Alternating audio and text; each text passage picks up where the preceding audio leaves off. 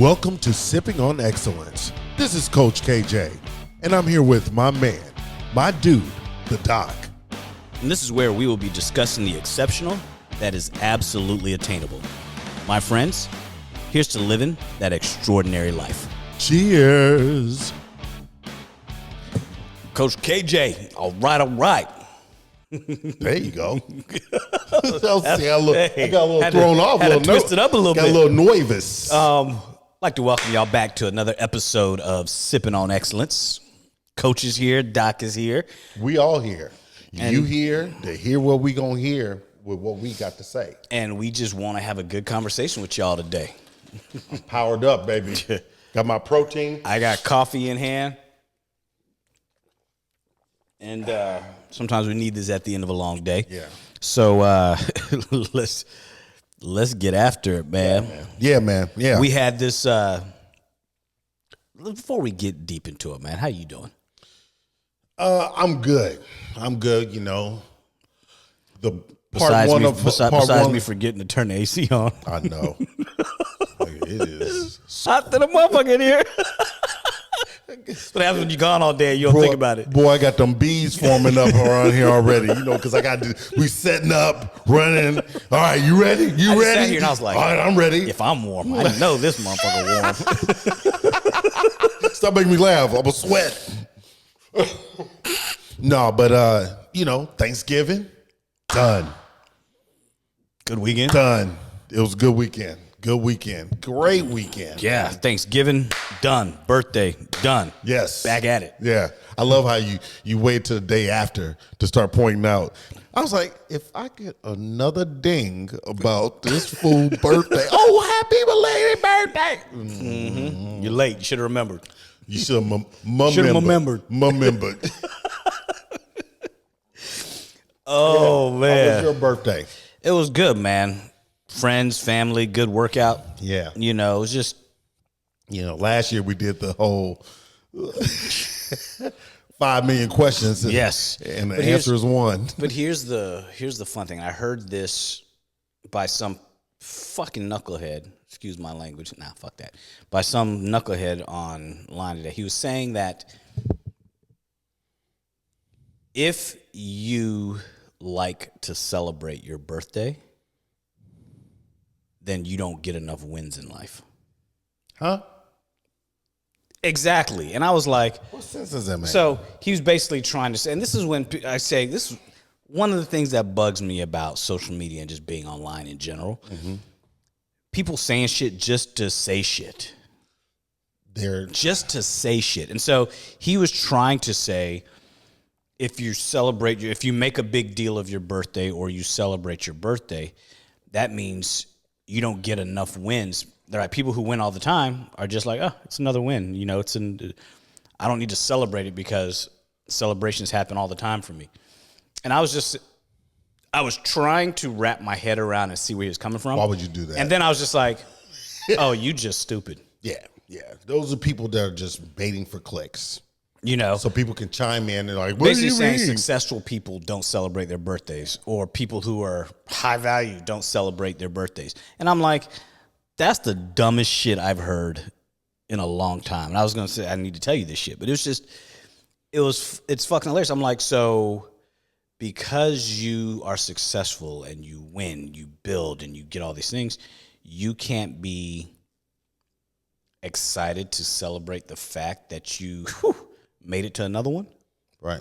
You know, you should be celebrating all the time, so it shouldn't be a big deal, really. Let alone the journey in life and the things you go through, and the days and the nights and the sweats and the sicknesses and the illnesses. Dude, every day is a blessing. However, to have that moment where you can say, another year. And the thing is, the more successful you are, the more you have to celebrate. Absolutely. That year. You know, I'm like, who celebrates more? The more successful or the less successful? People who are unhappy don't want to see the next year. Don't want to see next year, don't want to be reminded that another year has passed. Yeah. That don't want to be reminded that, oh shit, another year's passed and I haven't done shit. The people who have made accomplishments, who have done things, want that to be one more sense of accomplishment. And so to say that people who celebrate are, It's belittling. dude, it makes you look dumb, Yeah. you know? And I was just sitting there like, people say a lot of dumb shit online, you know? They do. Because And- they can. Yeah, because everybody's got a platform. Whether it's Twitter, X, whether it's now Threads, whether it's IG, whether it's you stream live, whether it's Facebook, whatever the fuck it is, everybody's got a platform. Haven't you noticed this? Everybody's a fucking expert. I know. It's crazy. I know.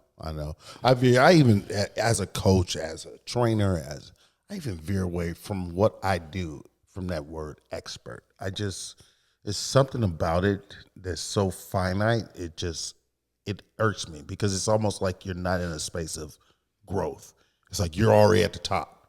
So if you're in a room full of experts, who's the expert? Who's the expert? Right. I know what I know. Yeah. And more importantly, I know what I don't know. I'm always in a position of gain. Yeah. Always in a position of gain. What's the philosopher? Was it Socrates? There was like, I'm not that smart. I don't know everything. And which allowed him the space to keep wanting to know more. People who are highly intelligent don't walk around talking about I'm highly intelligent. Right. Because they have the intelligence to know the shit they don't know. Right. It's the person with a little bit of knowledge who tries to make it look like a shit ton. Yeah. Kind of like the person with a little bit of money goes out and buys the Chanel bag and uses it all the time, or goes out and buys the Rolex because they want to look like they have a lot of money. Yeah. Whereas you get these .com billionaires who walk around in the same T-shirt and jeans all the time. Yeah. Why? Because if you got it, you don't have to flaunt it. Driving a Prius. Yeah, but the thing is that with these platforms, everybody, and it's dangerous because you get people who get a following and they allow people to think they're experts. And it's like, what does that even fucking mean? And people come to me and say, you're an expert. I'm like, no, I know a lot of shit, but that doesn't mean I'm an expert at it. That just means I know a little bit more than you. Right. So you came to me because I know a little more than you. Yeah. Who do I go to? Hopefully somebody who knows a little more than me. Yeah. You know? Yeah. Does that make them an expert's expert? Yeah. So like, with coaching, I always say, I don't want to take you there. I want to walk with you there. I'm not here to, come on. I said, come on.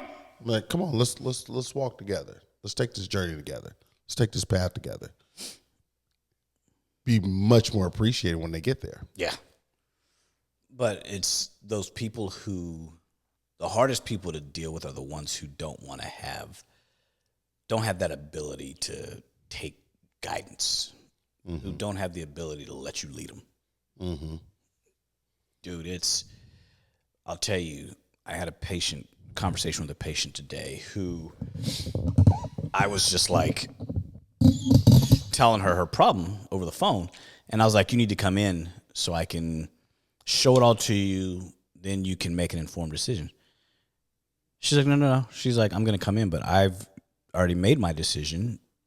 I've decided that whatever you tell me, I'm going to follow because you're the reason why I came and I don't need to ask anybody else. And it's like, okay, this is somebody who I know is going to follow instructions, or who will take that lead and that guidance. There are other people that will come to you for guidance, but won't do shit you say. And fight you. Yeah, fight you tooth and nail for that shit. Yeah. It's like, listen, man, I've fired people. Oh, I have a very low threshold for firing patients. You don't want to listen to me, you don't want to follow my lead. I like good outcomes. If you're gonna do this on your own, do it on your own. Yeah. And some people have followed the exercise, but the vibe, I'm like, this is not working. This is not healthy. I'm stressed out getting here to see you. That's a problem for you and me. We need to end this. I love when people say, I know my body more than you. Cool. You do, but I know your problem more than you. Right. I didn't say I know you. I know about your problem, how to fix your problem way more than you. And you should be real mad at me if I don't. You know? Yeah. You're in the wrong place. Definitely, right? And so it's one of those things like, why do we even have to have these conversations?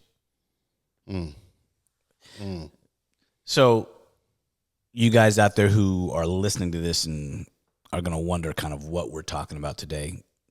Today's all about just real conversations, and it's going to go where it goes. So y'all just got to follow us and try to keep up because we just going to roll. It's shop. We just talking shop, man. We just show up and you just start talking. Yeah. Share what we're going through, what we listening to, how this we is what thinking, we do anyway. This is how we feel. Yeah, exactly. Exactly. Well, what was interesting, you were telling me about some of the podcasts and things that you were listening to earlier. And Yeah. we were talking about the dynamics of how women following these other women that are experts, because you talk about experts, made me think of it, but they're following someone that it's almost like that person is co-signing what they're thinking versus giving them perspective to maybe have a little bit more critical thinking, especially on themselves. It's to say, you know what? She told me, and I was thinking, it's him. But what did you do for you? And what is that therapist or that expert telling you about how to help you in all those circumstances? And here's the funny thing. It's usually, and a lot of times, these fools aren't even trained therapists. Yeah. They're non-degree having coaches. Like, here's a good one, man. I was listening to these two young cats, these two young dudes that are probably late 20s, right? And they're offering up their advice on marriage, relationships, blah, blah, blah, all these different things. And all I kept thinking to myself was, dog, y'all haven't lived enough life yet to be able to come at what you're coming with. And then your people are writing in getting advice from you. And I'm like, where's your experience coming from? Even if you have degrees and say you got a bachelor's degree in psychology and you're going to move on, are you given that advice that we give now? Or even the opinions we give now, 3 years out of school? No. Mm-mm. And if these cats are in their mid-20s, they're giving based off nothing. You're giving based off 5 years or 4 years of experience as an adult. If you're in your 20s, you're giving based off of your college experience, which is nothing. At all. You're in an incubator in college. You haven't experienced anything in college. You experience what you like and how you going to like it some more and who you going to get with and how you going to get hurt and what. But it's still in an incubator. But because everybody's got a platform, everybody's an expert. Yeah. You know? And what you guys will understand, and if you haven't realized it by now with us, we don't ever say this is fact. We are always saying this is just how we think. Mm-hmm. Y'all can take it as for whatever you want. And if it's a fact, it's because we looked it up. Or we're going to read it right to you. Yeah.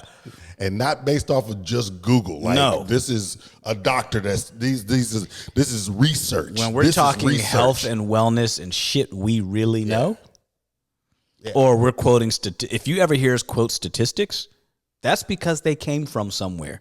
We weren't pulling numbers out of our ass like, hey, this sounds good. Research. Yeah, exactly. But so many people want to be listened to as experts in their field or any field. And I had somebody ask me, why don't you talk more about medicine? Because that ain't what this podcast is about. Y'all want me to talk, you want to hear about medicine, come to my office. Right. You know, y'all want to hear about life. What are we? We're doctors of life. Why? Because we've lived 50 plus years. You know?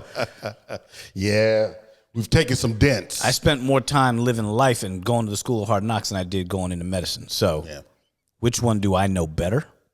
Yeah. I probably know life better. Yeah. That's why it's called the practice of medicine. It's not called the practice of life. Right? That's real talk. Because we're always learning about medicine. Life, I know life, especially mine. Yeah. Been through it, going through it, still going through it. Still learning. You know? Got plenty more to learn, too. But we were talking about how on these podcasts, man, one I was listening to, it's always it's always interesting to hear, number one, a podcast for women, from women, giving advice on how men think. You will never listen to a podcast for men, by men, telling men how women think. No. Because we'll never admit that we know how y'all think. Or you hear things like, this high value man is going to want this, or he's going to expect this. Says who? Says a man that you found high value and he expected things from you. Mm-hmm. You know? And a lot of times these people have very limited experience, resource, and there's no trial and error. There's absolutely a lot of them are single.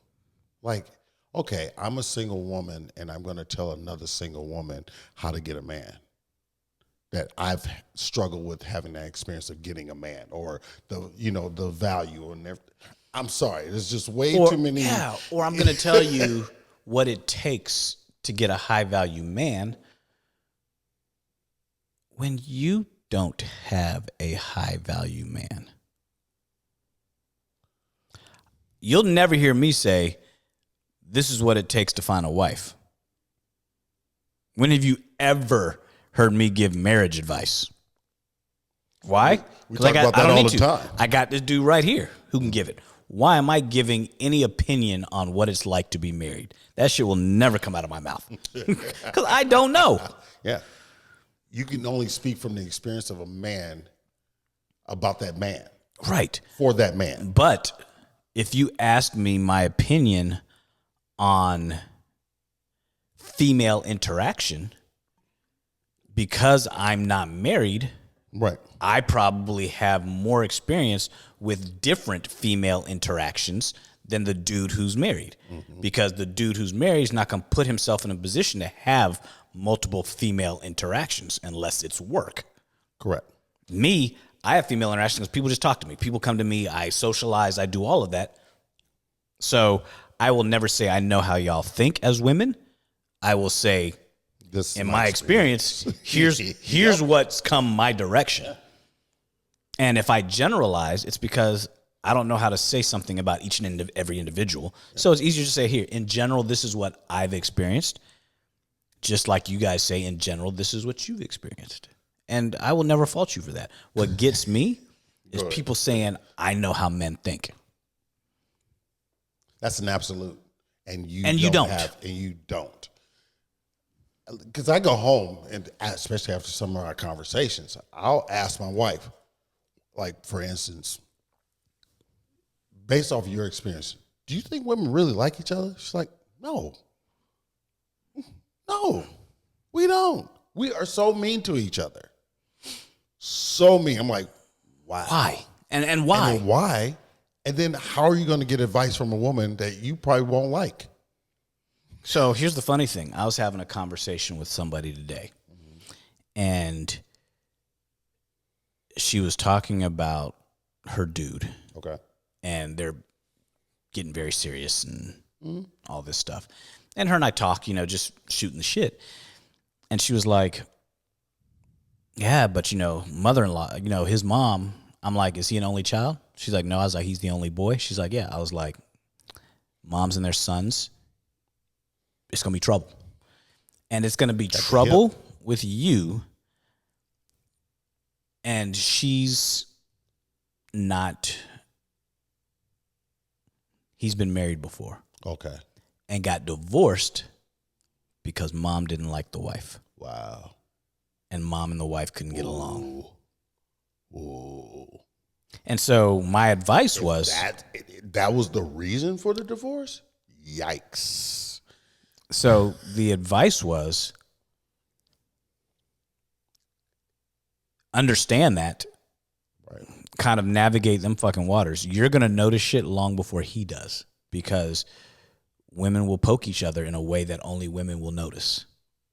And a mother and their son, the woman that comes in, it's up to the son to check his mom.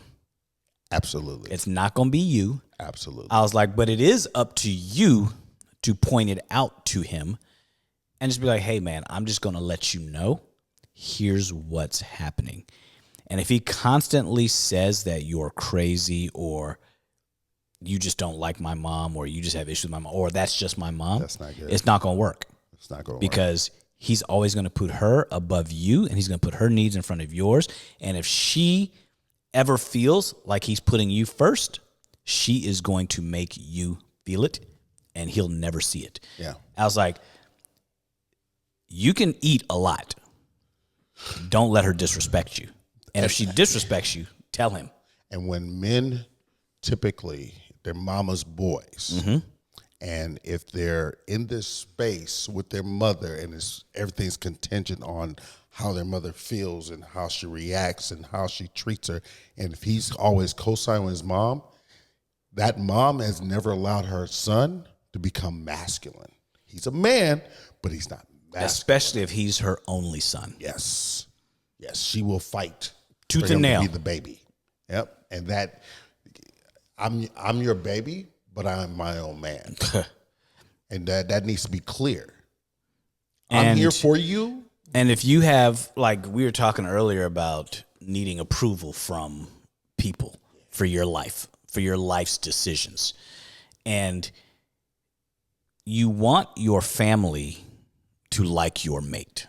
Of course. You want your friends to like your mate. Of course. Because the people who are important to you, you want the person you're dating to at least get along. I don't like everything about you. Only I have to. Yeah. But you at least want them to be cordial. They should not dictate who's right for you. And you see this shit happen all the time with parents and their daughter, with parents and their dude. Mm-hmm. A lot of times women will go with a dude their parents dislike to rebel. What's interesting, a lot of times, men will not date a woman their mother doesn't approve of, mm-hmm. or end up with a woman their mother doesn't approve of. And that right there, I think, is a weak sign from the man. Yes. Especially if you've spent the time vetting this woman. And don't just be like, especially if you've spent time vetting this woman and your mom's the only other woman who doesn't like her. Your friends like her. Your sister thinks she's cool. Your dad's like, yeah, she's fine. And your mom's like, I just don't know. That's your mom that's the problem. Yeah. It's not your girl. Yeah. And then you do have on the flip side, sometimes you get those guys that are with the girl that pulls you away from your family, your friends, and everyone that you love because she needs you to be on her that side. Shit don't work either. That don't work either. We've seen it. Or I've seen women, I've told you about this, who you marry into a family where he's the prince. Mm-hmm. And you leave everything you know. Mm-hmm. You let all your friends go. You change your whole world to revolve around him.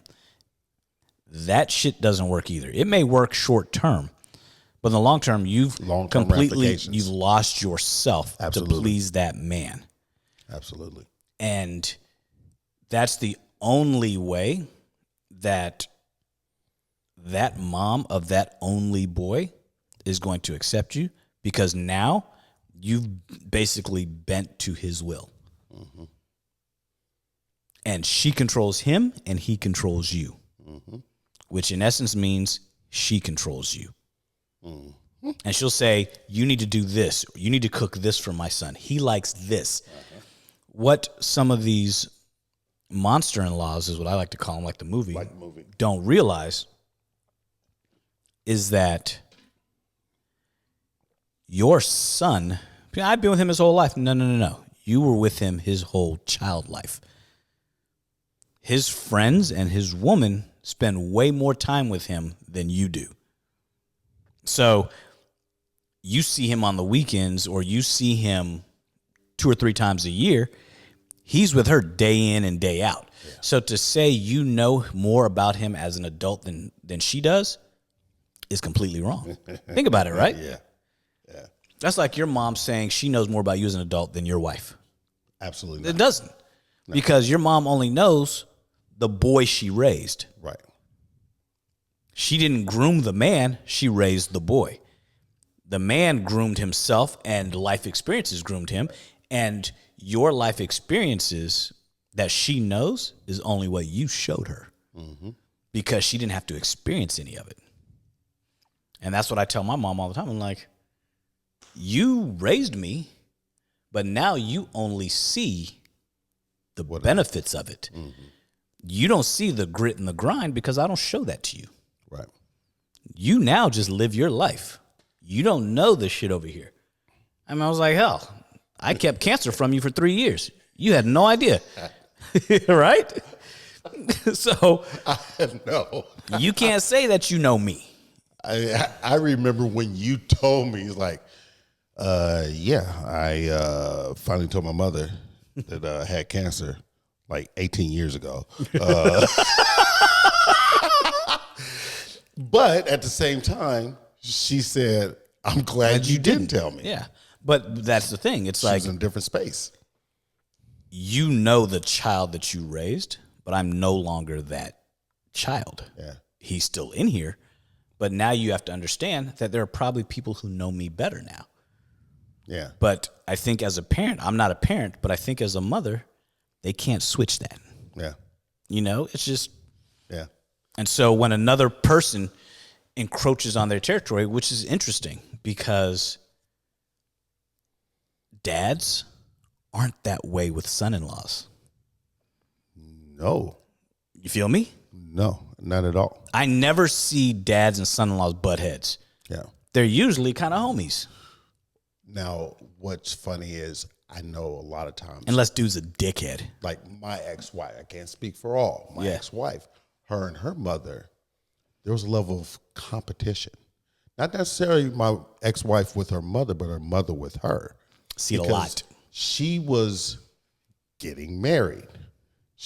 Her mother was never married, but with the guy forever. They built this life together. They had this big old house, whatever, but she never got married.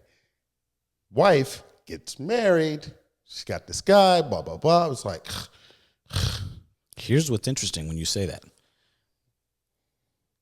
Dads never compete with their sons. No. You take. Unless you're Julio Iglesias. But you're not talking shit about your son.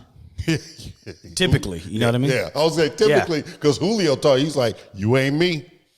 He's like, damn. And all Enrique could say was, you right. Okay. You ain't Julio player. In public too. Right. It's like, damn. But here's the thing too. So you see, especially in households where the families have split, is when you see the moms and daughters compete. Yeah. And like you said, it's usually the mom who now has to get back into the game and is in competition with the adult daughter. Mm-hmm. I know a couple of women that way. Yeah. Dads and their adult sons become homies. Yeah, he's his best friend. Yeah. They become homies the moment he turns 18, 19. When And they can probably- start having realistic life Like talks. I look at my brother and his kids right now. They're 15, 16 years old. Yeah, they're now having these conversations, you know?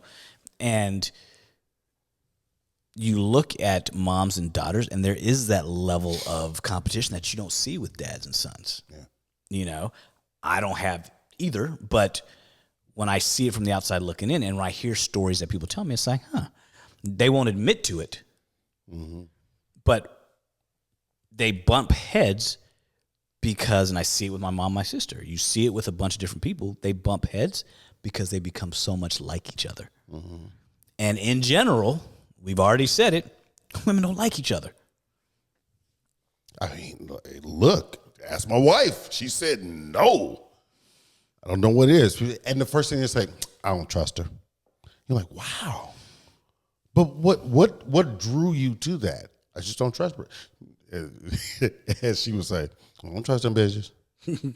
It's wild, until though, right? proven otherwise. It's wild. But here's the crazy thing. We don't like each other. Talking about women. We're friends. Friendly. Even the ones they say we're friends. We're friends. And y'all always get into the mix. And I've never seen friendships that fall in and out of friendships more than women friendships. Yeah. But yet you say men and women can't be friends. So who are you going to be friends with?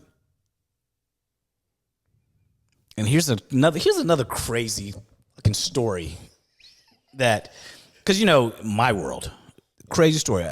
One of these podcasts, one of these therapists said a woman and a man can't be friends, or better yet, a woman can't have a friend that's a man that she's had sex with once she's in a relationship, no matter when that was.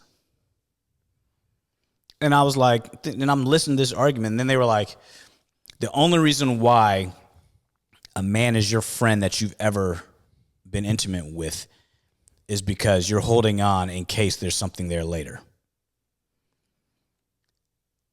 And they're like, here was the thing. If you're friends with somebody that you've ever dated and you're married, that's disrespectful to your partner. How is that? Make that make sense. Now, were you honest with your partner that this is my friend? We cool? Right. To what degree you share with them? Right. I mean, if you have a great relationship with your partner, you can share everything. Well, that's the whole key. If you can't tell him that, hey, this friend of mine, we dated you. So here was my argument. What happens when exes who share kids remain close friends? Right. Or you're married now, you had an ex-wife. What if she was good friends and y'all just didn't work out, but y'all still remain tight because you had a kid together or something like that? No. You're saying me and my ex-wife can't be friends? Because what? Because you feel some kind of way? I'm disrespecting you by being friends with her. I'm not doing anything disrespectful. It all boils down to, what do you consider a friend? So you're telling me, and this particular podcaster, she was like, if you're my friend and I'm single and we used to date, I don't care if it was in high school and we're 50 years old and we used to date and we're friends, the minute I get a man, she's like, you're dead to me. Wow. Like, I cut you off, we're done. Sounds weak. And I was just like, in my mind thinking, so what happens if your shit doesn't work? Then you come back and say, we can be friends again? I'm not fucking with you. No. It's a very weak mindset. But yet she said, it's weak of the person and of the two people. It's very weak and disrespectful for them to want to stay friends. And I was like, and you're the one giving people advice. That shit makes no sense. That makes no sense at all. I literally was sitting there listening to that shit like, this is what people are putting out, man. Yeah. And they mean it. Was dead serious. Yeah. They mean it when they say it. And I was like, wow. I'm like, is this really? I'm like, who fucked you up in the past? And why are you still bleeding all over this mic? It made me think about the time my ex-wife and I went to a therapist. It was on the back end, Yeah. So we go into a therapist, and this therapist, I felt like I was getting a left hook, right hook, uppercut.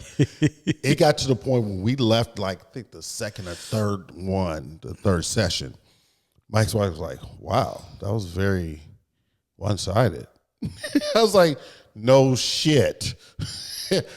You'll see these bruises, these cuts. You can't be you can't receive good information from somebody who hasn't healed from their own shit. Yeah.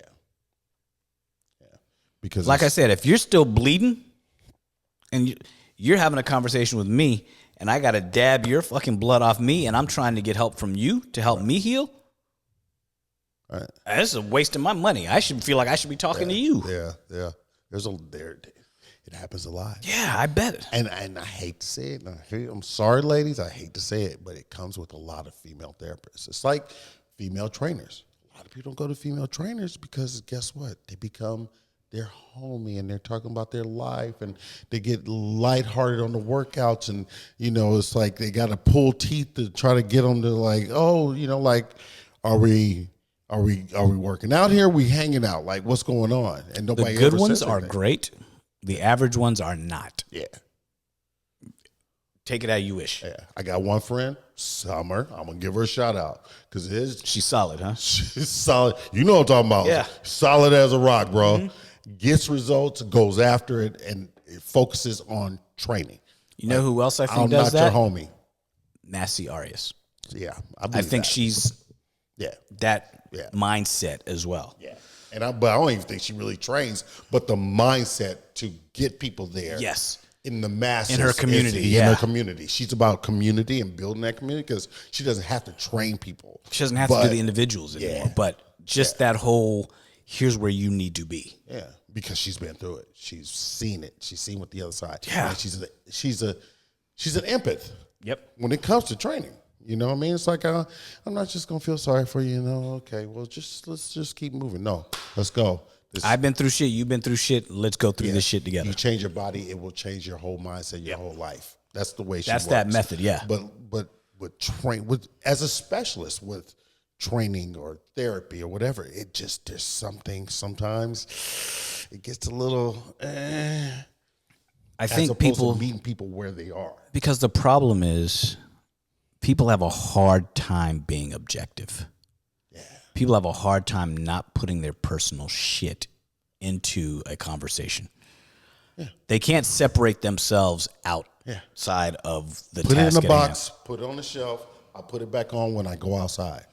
But in here, it's all about you. But what ends up happening is, and you hear about it in therapy sessions where something that patient or that client says triggers some shit in you, and then you start twitching. Yeah. Give me a break. It sets you off a little bit. I And probably then, shouldn't do that. See what happened to Patrick Mahomes. yeah. But it's crazy that people can't keep their personal shit out of something that needs to be very objective. They bring their personal shit to work. It's not professional. Or, hey, can I talk to you about something? Sure. This happened to me the other day. You know what? That happened to me before too. And here's what Drives me nuts. Yeah. I didn't. Cool. Yes, it's happened to you, but I go into shutdown mode. I just want to tell you about some shit that happened to me. I didn't ask you about your day yet. Especially when you introduce it. Say, can I ask you something? Sure. Once you say sure, bring it on. But the moment I interject, come on, man. That's disrespectful. That's fucked up. Yeah. I'm sorry. Right? And what's so interesting, man, and we talk about this all the time, and again, listening to these experts, they were talking about high value, and I'm so sick of the term high value at this point because everybody keeps talking about it. But here's the funny thing. Oh, success and money doesn't make you high value. And so then so that's the statement. And then you get further in. It does. Everything they talk about. Well, you put the money he makes aside. What else? But the money. And so what's interesting, you flip it and say, one woman was like, well, what do you do if a man asks you what makes you high value? Mm-hmm. Or what do you... That's where I was getting at. Yeah. And what people fail to understand is that I can't tell someone else what makes me high value. Only you can tell me if I'm high value to you. For you, yeah. Do I have the characteristics that you find valuable? Mm-hmm. And am I valuable like copper? Or am I valuable like gold? There's value at different levels of me. What level of value do I bring to you? Notice it didn't say anything about job, career. What value do I bring to you? Yeah. Because I could line up 10 women in here. I will have very different things that I offer to them in their mind, but they will all, when you ask them what's high value, they're going to factory reset to what they hear on social media and what a high value man in their mind should be. Yeah. And you'll get 10 of the same answer.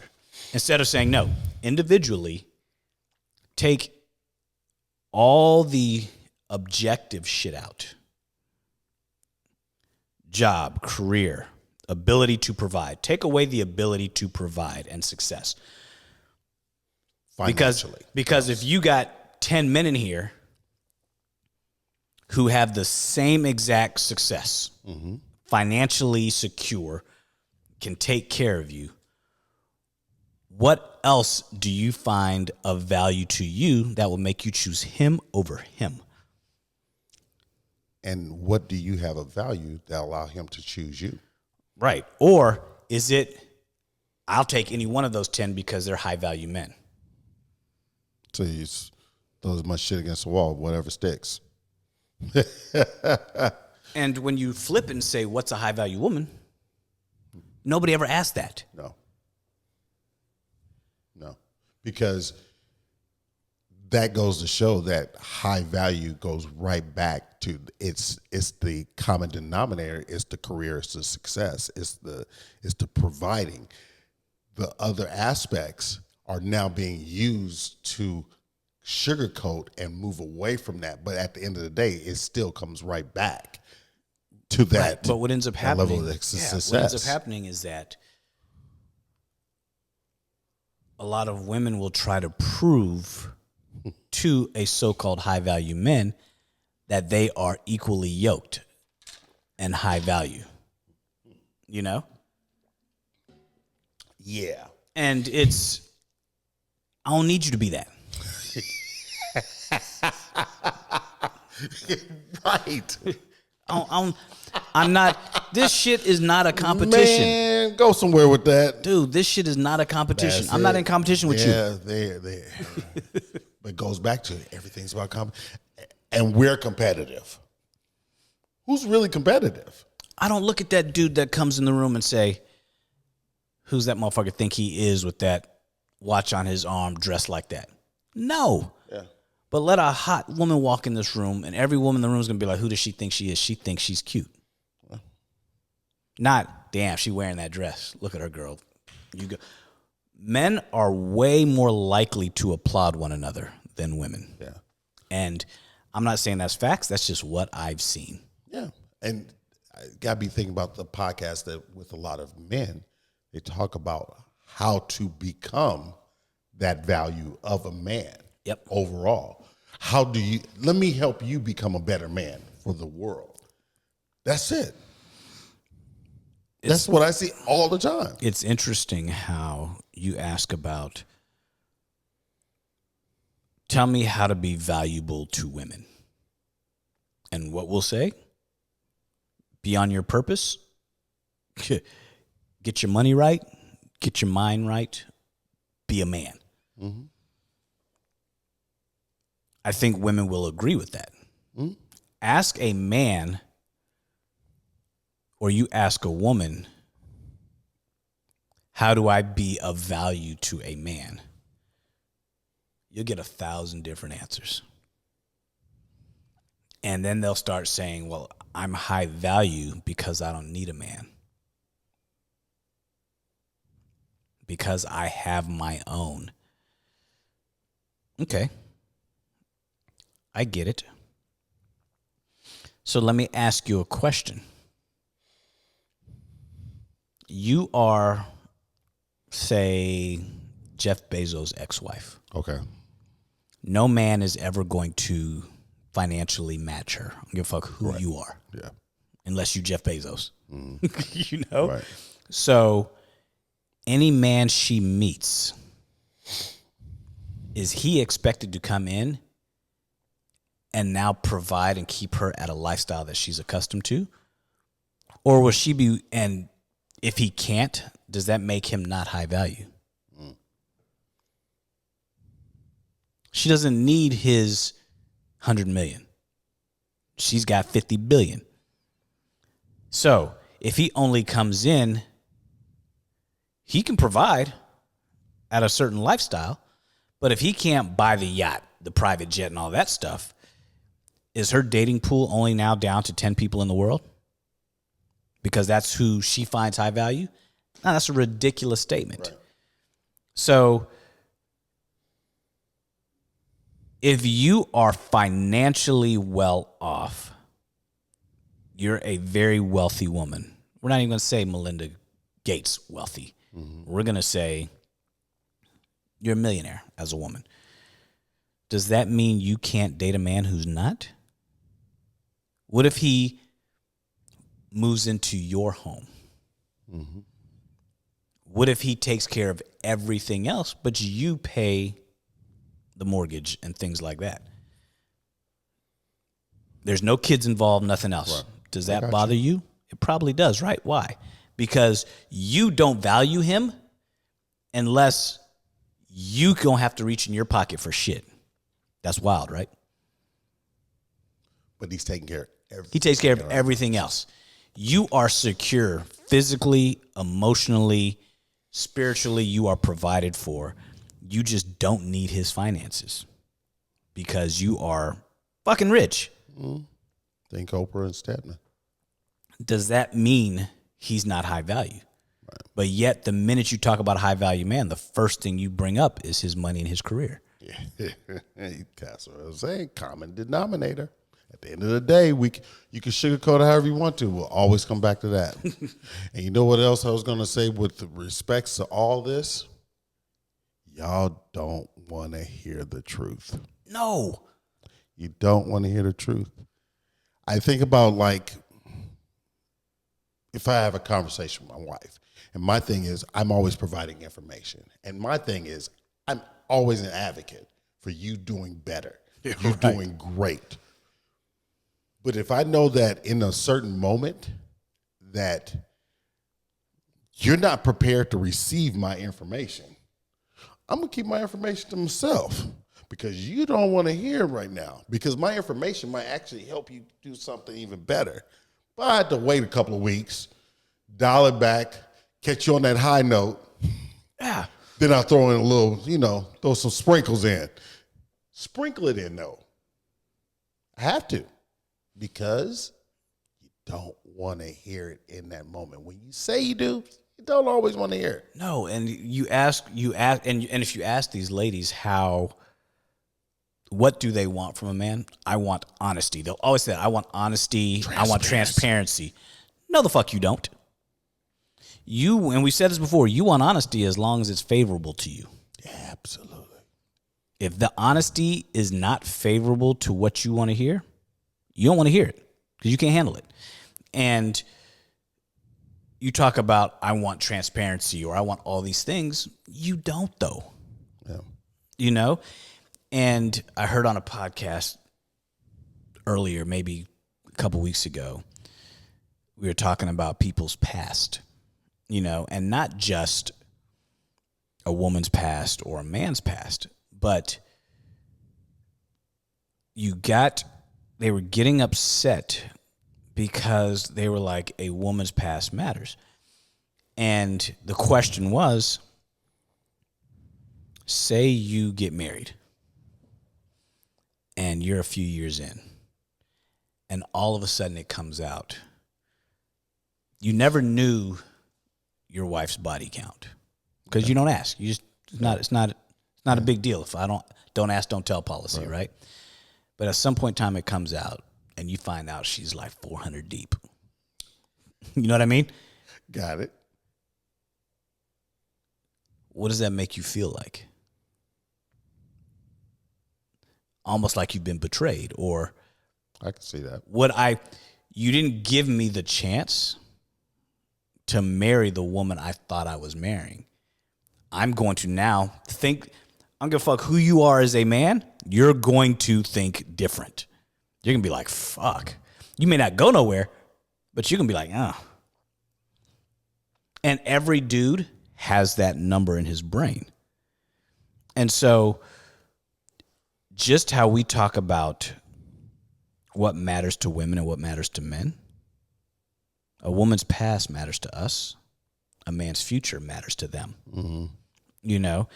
And if there's something about your past that you know may come to light that your dude may feel some kind of way about, you know that word y'all like, transparency? Fucking tell him before he gets on a knee. Mm-hmm. You know what I mean?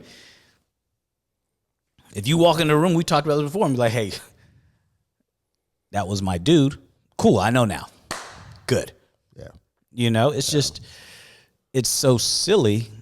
They want transparency if it's one-sided. Mm-hmm. Us transparent to them. Mm-hmm. But nobody keeps secrets better than a woman. Mm-hmm. Right or wrong? Look. Mm-hmm. Here's another interesting question. We talked about this on Saturday between me and you. Mm-hmm. And I brought this up again to a person I was talking to this afternoon. Okay. She was talking about how, you know, her dude's been married once before and now he's with her. Yeah. And I was like, well, let's talk about, we were talking about living with one another and how do you live with somebody before you get married? And they were like, well, not before I become a fiance or whatever it may be. I'm not going to move in with somebody if there's not a ring on my finger. What does that ring mean? Mm. And she's like, what do you mean? I was like, how many times you been engaged? 3 times.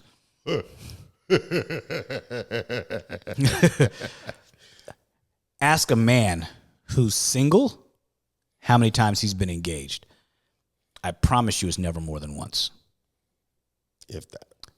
If he's been engaged. Exactly. If he's engaged once, and 99% of the time the engagement gets called off by the woman. Right. If he's engaged and the woman calls it off, the next time he proposes, he's married. Yeah. It's that simple. Yeah. And if you're the second person he's ever proposed to, chances are he's probably married and divorced before. Yeah. You know what I mean? Yeah.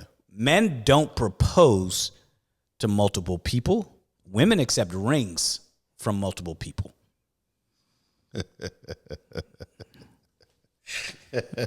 Let that one sink in a little bit. I'm sorry, you know, it reminded me of. I just had a thought. This guy I saw at the movies last week. On this T-shirt, he said, "Every hand you touch has touched a dick." It just doesn't. I don't know why that came to my head, but it's true.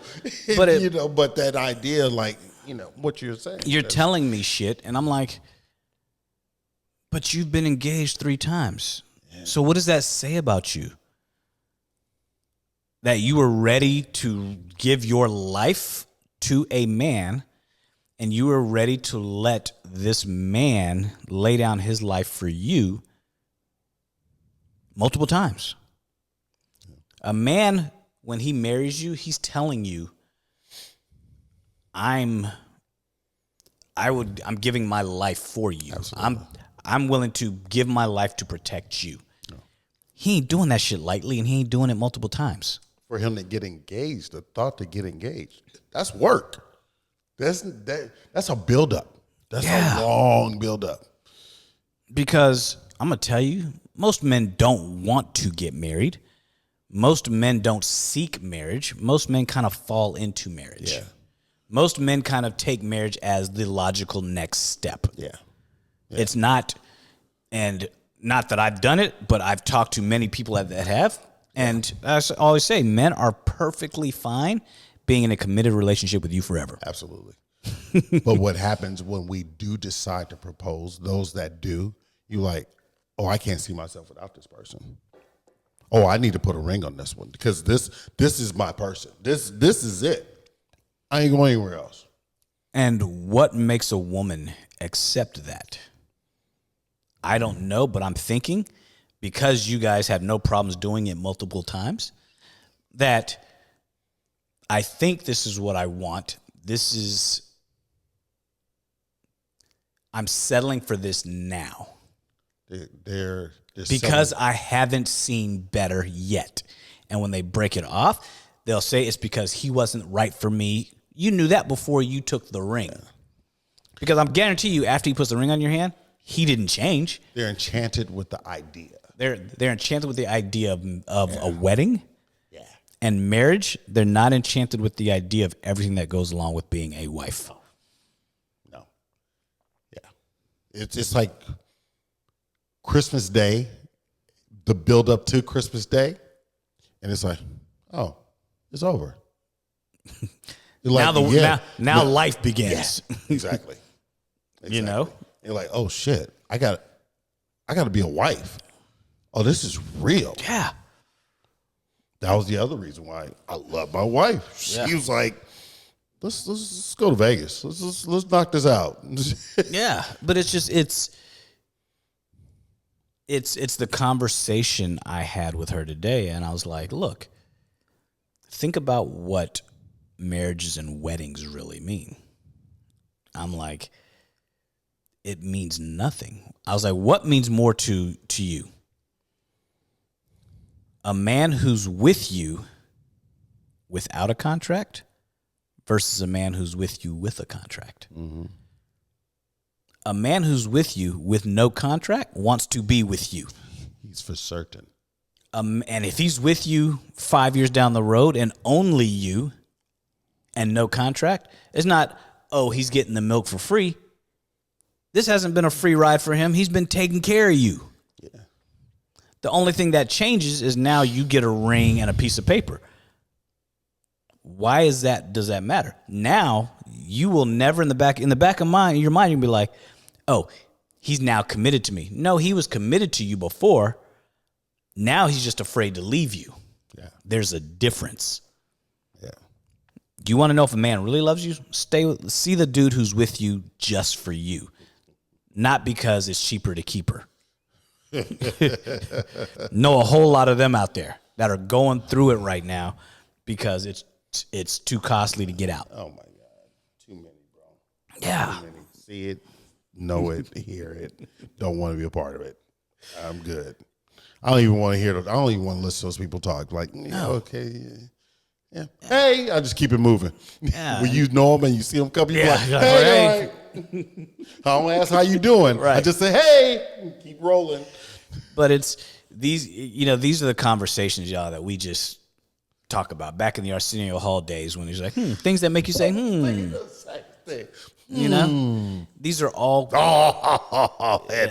these are all things that come up. Yeah. You know, these are things that we listen to podcasts, we watch shows, we do all this stuff. But just real men having conversations about life with y'all, life with each other, life in general, and how we get through it. What we dealing with over here? I heard somebody say, a man who's not honest and transparent about what he wants from a woman is a fuckboy. That doesn't make any sense. And I'm like, did you ask him?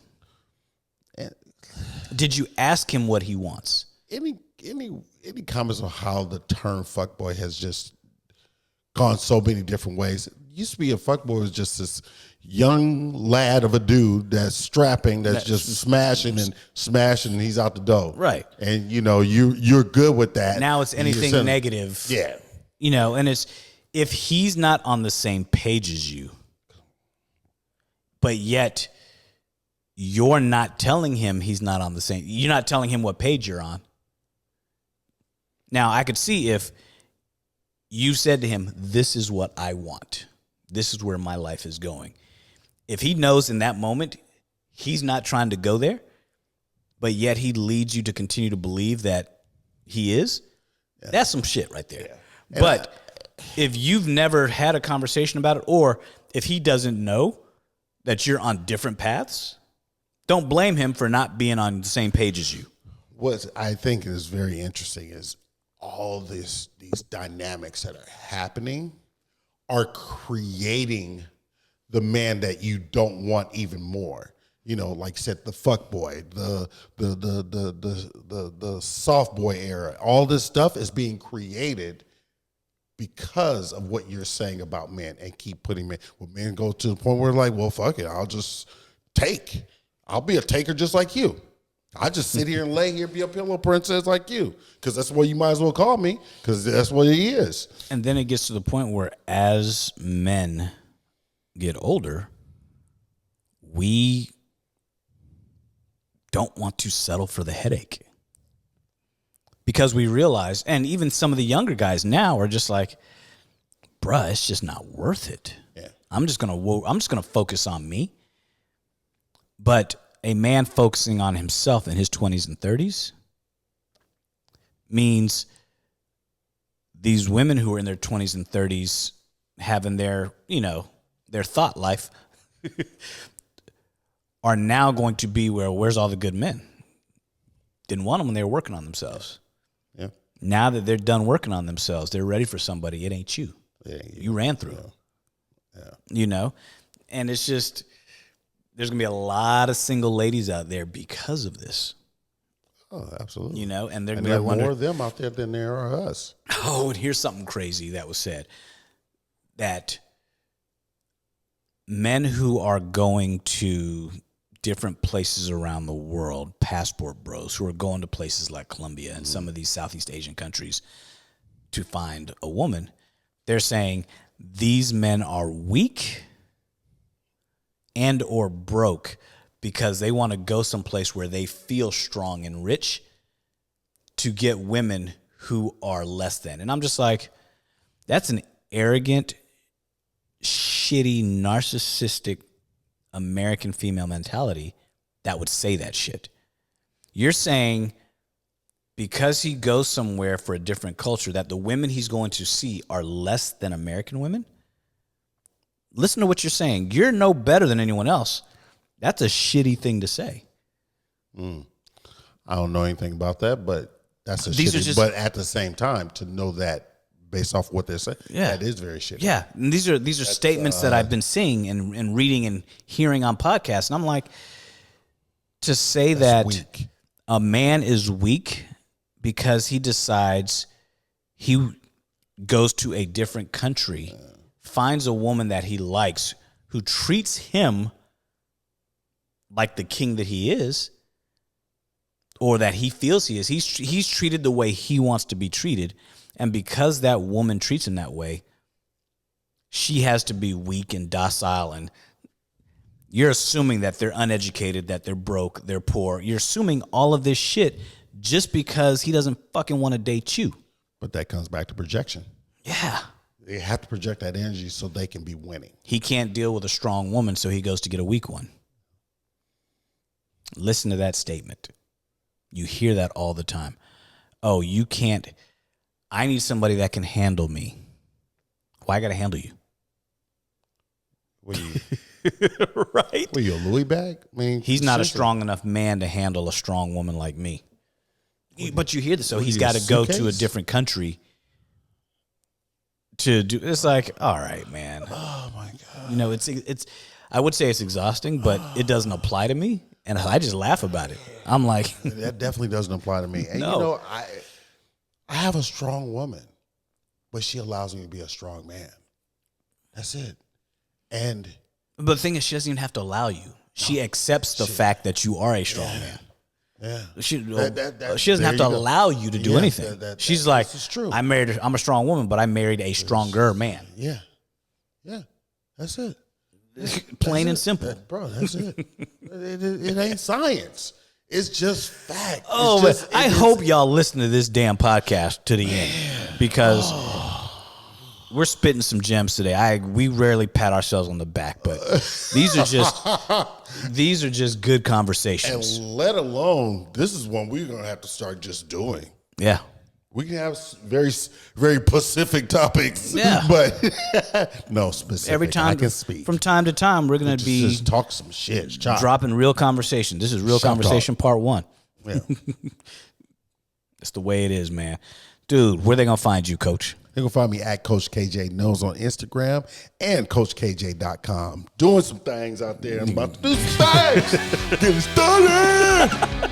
You're going to find me at Lionel Hunt on IG. You'll find me at huntspine.com. Huntspine! Go check out the huntfoundation.org.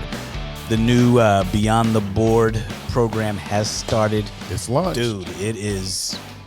Go check out the website. It's a blessing, man. And every Saturday when we're up for it, we do our warm-up show live. Throw in your questions, kind of hit us up early so we know what you guys want us to talk about. Every Wednesday, 6 a.m. Y'all been little crickets last couple times. Y'all come to get your medicine, but you don't actually want to tell. I'll kick you in your teeth. They come to get their medicine, but they don't want to tell us the illness. You know? Figure it out. I don't know what medicine to give you if you don't ask. Tell us what's wrong. Duly noted. I'll tell you about you. Right? Every week at 6 o'clock in the morning, we drop this episode. This one will be out this week. And, dude, y'all be safe out there this holiday season. We out. We out.